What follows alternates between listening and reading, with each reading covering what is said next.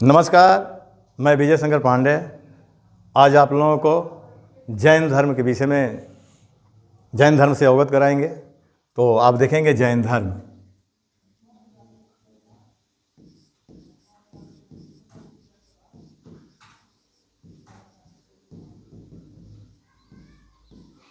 देखिए, जैन जो शब्द है जीन शब्द से बना है और जीन का अर्थ होता है विजेता। जैन धर्म से संबंधित जो पॉइंट आपको बनते हैं मैं आपको बता रहा हूँ। सबसे पहले तो ये जानेंगे आप जैन धर्म से कि इसमें तीर्थंकरों की संख्या कितनी है। तीर्थंकरों की संख्या, तीर्थंकरों की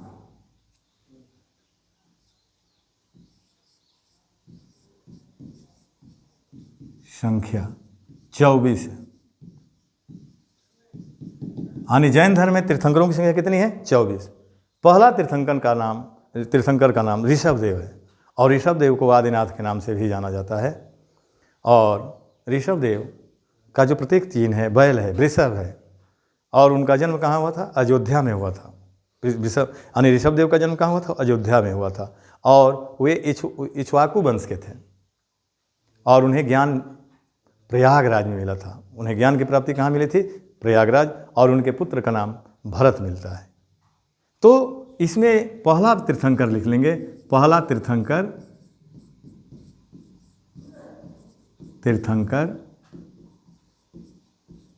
ऋषभदेव है, आदिनाथ है। आदिनाथ कोश में ऋषभदेव, ऋषभ।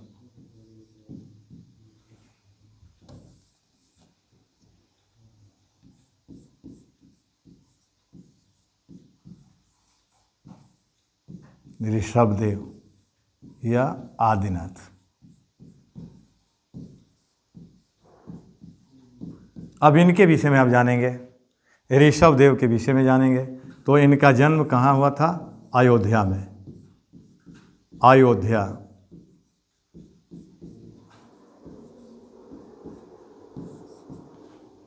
और ये किस वंश के थे? तो दूसरा पॉइंट बना लेंगे, वंश।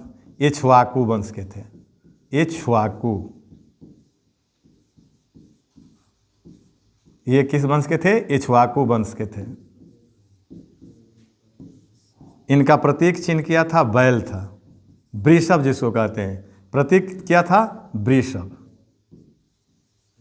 इस वृषभ को ही बैल कहते हैं।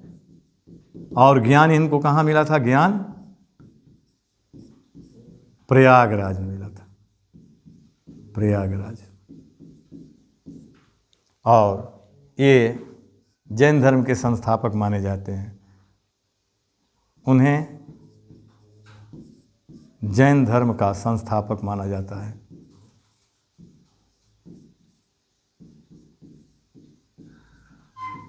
यानी जैन धर्म की स्थापना किसने किया था? ऋषभदेव।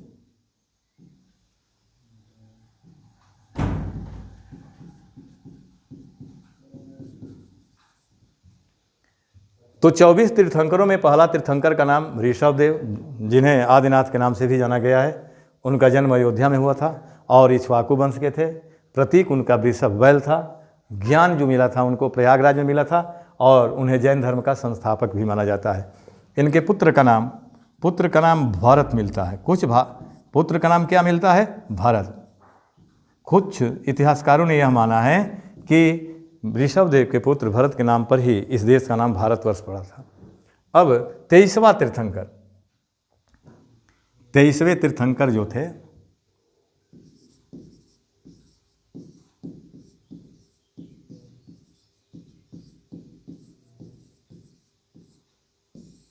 पार्श्वनाथ थे। पार्श्वनाथ। अब ऋषभदेव और पार्श्वनाथ के बीच में जितने तीर्थंकर हैं उनके विषय में हमें जानकारी यानी इतिहास में मिलता नहीं है। इसलिए पहला और 23वें से शुरू किया जाता है इसमें, ठीक ना। तो 23वें तीर्थंकर पार्श्वनाथ है। अब पार्श्वनाथ के विषय में आप जानेंगे। पार्श्वनाथ का जन्म कहाँ हुआ था? पार्श्वनाथ। देखिए, इनका जन्म काशी में हुआ था। जन्म कहाँ हुआ था? काशी। यानी वाराणसी में हुआ था।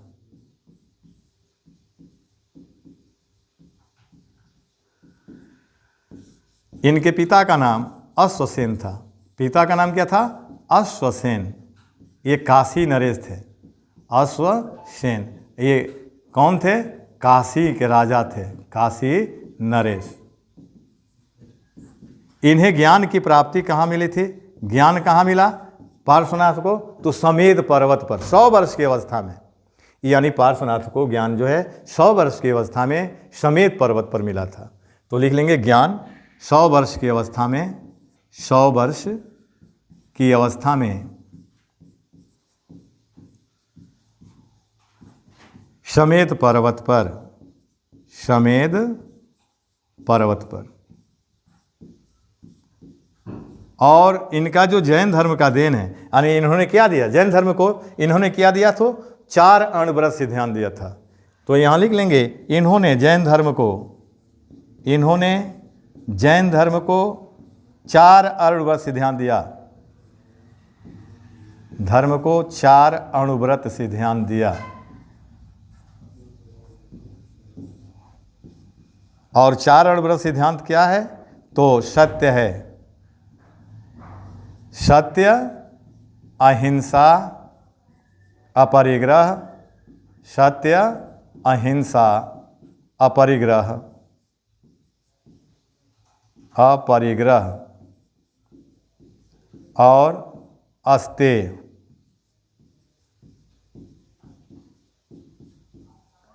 अब इसको हम जानेंगे कि सत्य क्या है। सत्य का मतलब होता है झूठ नहीं बोलना चाहिए। इन्होंने 4 अणुव्रत सिद्धांत में पहला जो अणुव्रत सिद्धांत दिया सत्य, और सत्य का मतलब होता है झूठ नहीं बोलना चाहिए। अहिंसा दूसरा जो है अणुव्रत सिद्धांत है अहिंसा, और अहिंसा का मतलब होता है हिंसा नहीं करना चाहिए। मनसा वाचा कर्मणा, यहाँ बात की जैन धर्म में मनसा वाचा कर्मणा की बात की गई है। मन से, कर्म से, और वाचा माने वाणी, वाणी से किसी के प्रति हिंसा नहीं होनी चाहिए, उसी को हम कहते हैं अहिंसा।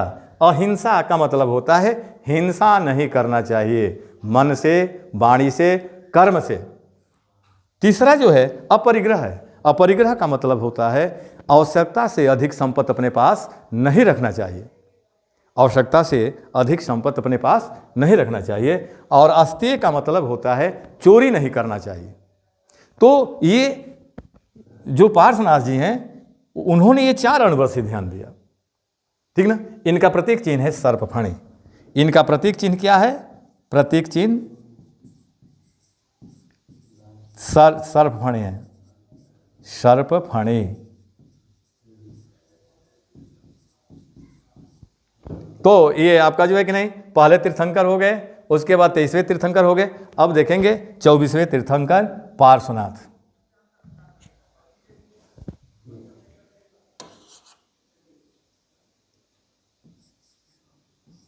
24वें तीर्थंकर, तीर्थंकर महावीर।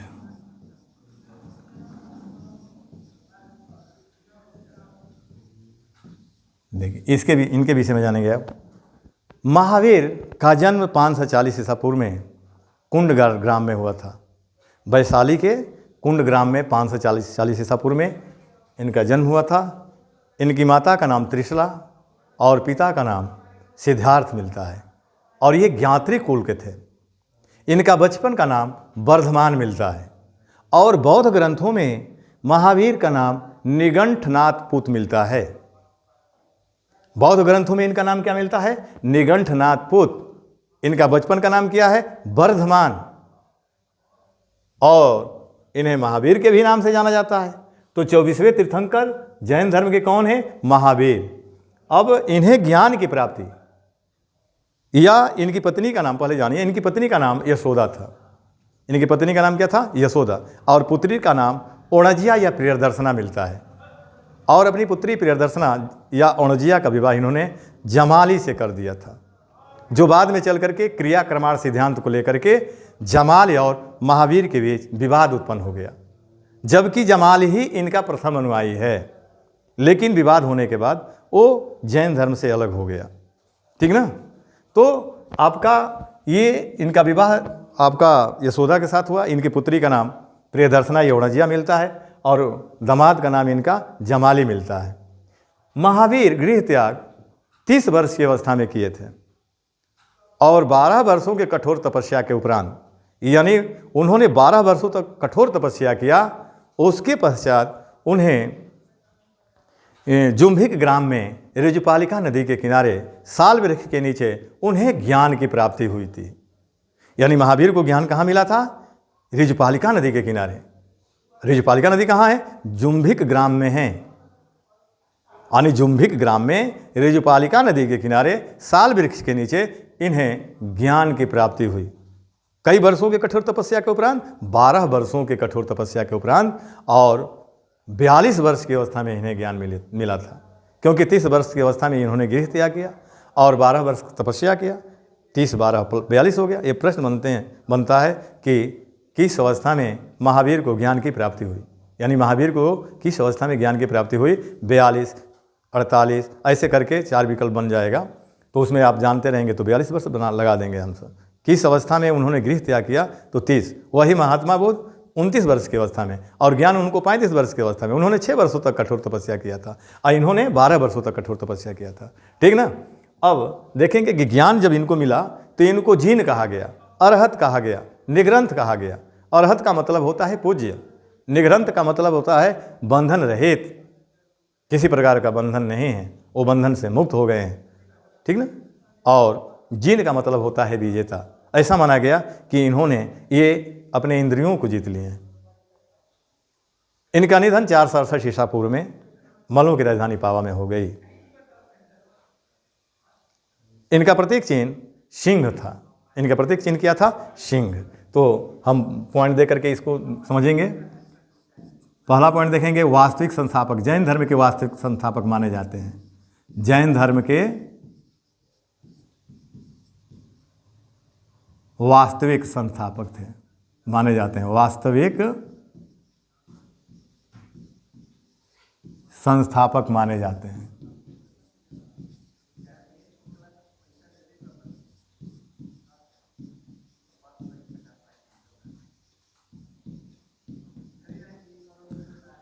अगर जैन धर्म का वास्तविक संस्थापक पूछा, अगर प्रश्न बन गया है तो आप ऋषभ देव नहीं लगाएंगे।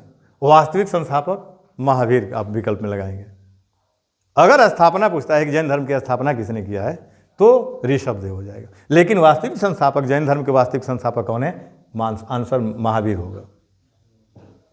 अब इनका जन्म कब हुआ था? जन्म 540 ईसा पूर्व में। 540 ईसा पूर्व। और कहाँ हुआ था? कुंडग्राम वैशाली में हुआ था। कुंडग्राम वैशाली।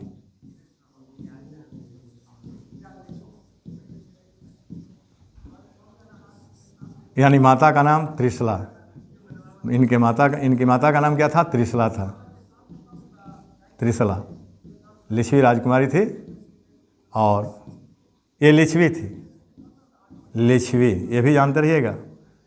मैं कल भी बौद्ध धर्म पढ़ाए थे तो बताए कि बुद्ध की माता जो महामाया थी वो कोली वंश की थी और उनके पिता जो सुधोधन थे वो शाक्य कुल के थे। उसी तरह इनकी माता त्रिशला जो है लिच्छवी कुल की थी और पिता सुधोधन। पिता का नाम क्या था? महावीर के पिता का नाम सुधोधन। सुधोधन। और ये ज्ञात्रिक कुल के थे। ज्ञात्रिक कुल। अब देखिए, पत्नी का नाम यशोदा। महावीर की पत्नी का नाम क्या था? यशोदा। और पुत्री का नाम प्रियदर्शना। पुत्री का नाम क्या है? प्रियदर्शना। प्रियदर्शना। ओड़जिया के नाम से भी इनको जानते हैं, ओड़जिया। और इनके दामाद का नाम क्या था? दामाद जमाली। पहला अनुयायी, इनका पहला अनुयायी कौन था? जमाली था।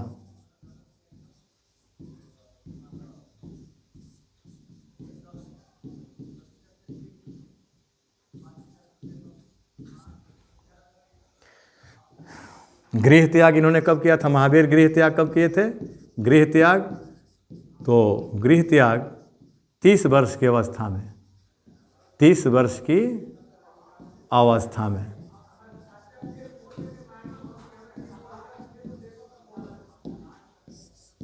ज्ञान की प्राप्ति, ज्ञान की प्राप्ति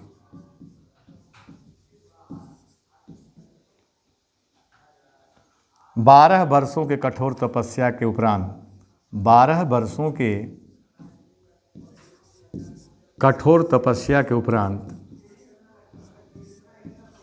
कठोर तपस्या के उपरांत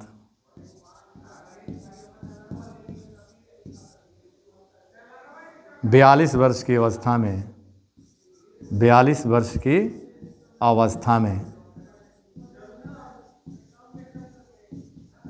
जुम्भिक ग्राम में, जुम्भिक ग्राम में ऋजुपालिका नदी के किनारे, ऋजुपालिका नदी के किनारे साल वृक्ष के नीचे, साल वृक्ष के नीचे मिला था।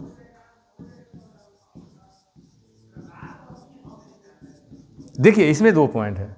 एक तो 12 वर्षों के कठोर तपस्या के बाद अवस्था 42 वर्ष थी, और ग्राम किस ग्राम में मिला था?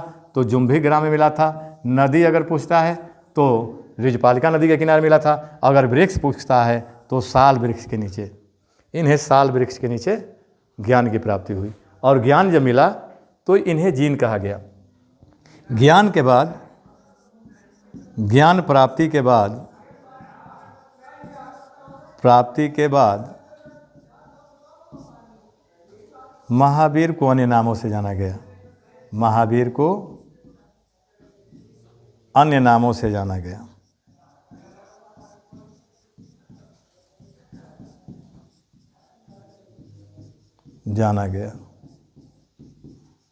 पहला अरहत। अरहत का मतलब होता है पूज्य। अरहत का मतलब क्या होता है? पूज्य। दूसरा निग्रंथ।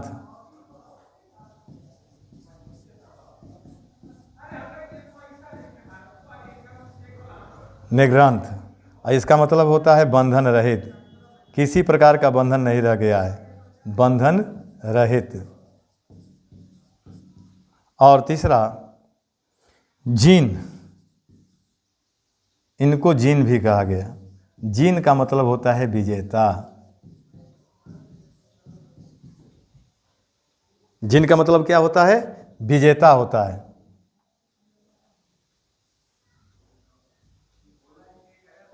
जीन का मतलब विजेता होता है। अब देखेंगे कि महावीर का निधन, महावीर की मृत्यु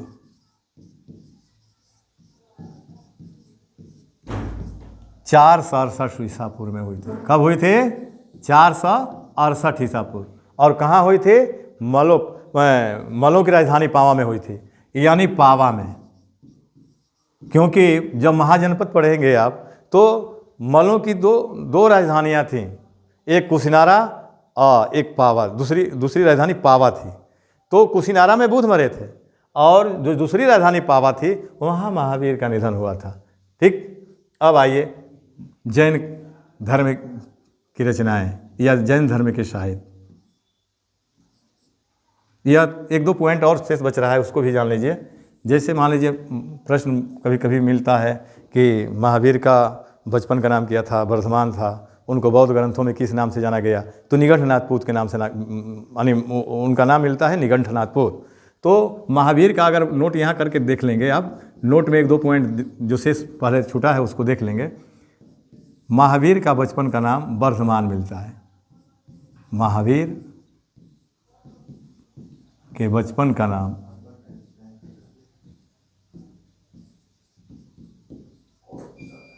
वर्धमान मिलता है, वर्धमान।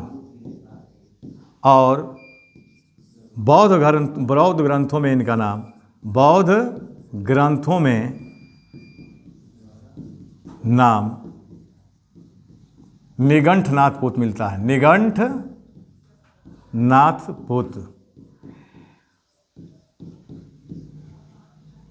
अब साहित्यिक रचनाओं में देखेंगे बौद्ध धर्म के, तो प्रारंभिक साहित्य को आगम के नाम से जाना गया है, और अंग उपांग जैन धर्म के धार्मिक ग्रंथ हैं। इसके अतिरिक्त अचरांग सूत्र और भगवती सूत्र आपके धार्मिक ग्रंथ हैं। ऐतिहासिक रचनाओं में, जैन धर्म के ऐतिहासिक रचनाओं में आपके भद्रबाहु की रचना कल्पसूत्र है, और हेमचंद्र की रचना परिशिष्ट पर्व। तो ये आपका जैन धर्म समाप्त हो गया। शेष अगले वीडियो में